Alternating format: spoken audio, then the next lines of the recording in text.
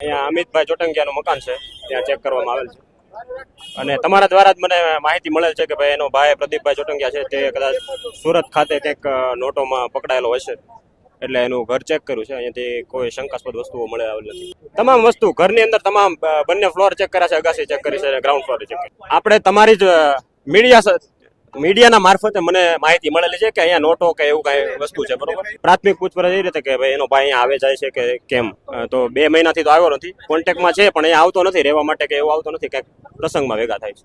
મગજમાં કેસેટ ફરે કે આ બધી વસ્તુ કેમ બને. મને અહીંયા તમે આવ્યા ત્યારે જાણ થઈ. ના આવું કરતા જ નથી તો ક્યાંથી હું. તમે પત્રકાર છો, તમારું કામ પ્રિન્ટ કરવાનું છે. તમે ખીચામ નાખીને બોગસ નોટો લઈને જવાનું કામ થોડું હોય. મને મારો ભાઈ જે કામ કરતો હોય એ જ ખબર હોય કે એ જ કરવાનું. 100% ષડયંત્ર હોય. આ બધા પાસે જો સારું હોય ને ત્યાં ગંદકી હોય જ.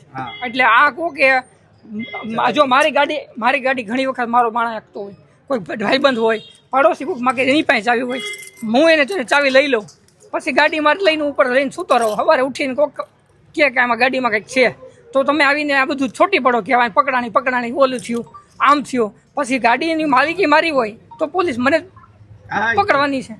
આ વસ્તુ બને. અને હું ઘણા ભેગા જતો, બરોબર. મારી ભેગો કોઈ માણસ આવું કરતો હોય અને અમને ફસાવવા માટે આવું કરતો, ઘણું બધું બની શકે આ સમાજની અંદર, કલ્પના સિવાય. આજે આપણે કામ કરતા હોય ને 5 એવું ન હોય કે વ્યવસાયથી જ થતા હોય. કાલ સવારે કોઈકને ગાડી મૂકવામાંથી લઈને બીજું છે, ત્રીજું છે, કોઈ પણ વસ્તુ છે, કાંઈ પણ વસ્તુ થતું હોય તો એ બની શકે. હવે ત્યાં શું વસ્તુ બની હોય, કોણ કેવી રીતે કોણ કરી ગયું હોય, એટલે મને તો કલ્પના જ નથી કે આ વસ્તુ એ ફસાવવાનું જ થતું 100%. હવે તમે હું મારા કામથી કામમાં અહીં આવતો હોય છે, તમે 8 વખત તો હોય છે, મારે કાંઈ વાત નથી. દવા અપાવી હતી, મારા ભાઈને વિશ્વાસ બેઠો કે આપણે લઈ જાય અહીં લઈ ગયા હતા. ત્યાર પછી મને ફોન આવ્યો કે પપ્પાની દવા ખાલી થઈ ગઈ છે, તો આ તારા ઘરની આજુબાજુમાં કેક છે, તું તપાસ કરીને મને દવા મોકલાવ પપ્પા આગળ. એટલે મેં અહીં તપાસ કરીને પણ મને બરોબર યોગ ન લાગ્યો, એટલે મેં પછી દવા એને કંઈ મોકલી નહીં. અને મેં કીધું ભાઈ આવા ધતિંગમાં ન પડાય તારે, એટલી મને ખબર છે. મેં કીધું મારા પપ્પા વયા ગયા, એ 10 વર્ષ થયા ધામમાં વયા ગયા. એ પહેલા અમે દવા લેતા હતા, એટલે 10 વર્ષ તો આપણે ગણી લેવું ને. આ ગુરુજી કરે છે ને, આ જે ભાઈ પકડાને એની એ જેમ પકડ, પણ આવી રીતે સાઈડ બિઝનેસ રાખીને આવી ડુપ્લિકેટ નોટો કરતા હોય છે. બિઝનેસ નું નામ તો જોવું જ જોઈએ ને, નહીં તો તમે પકડો કેવી રીતે કોઈ.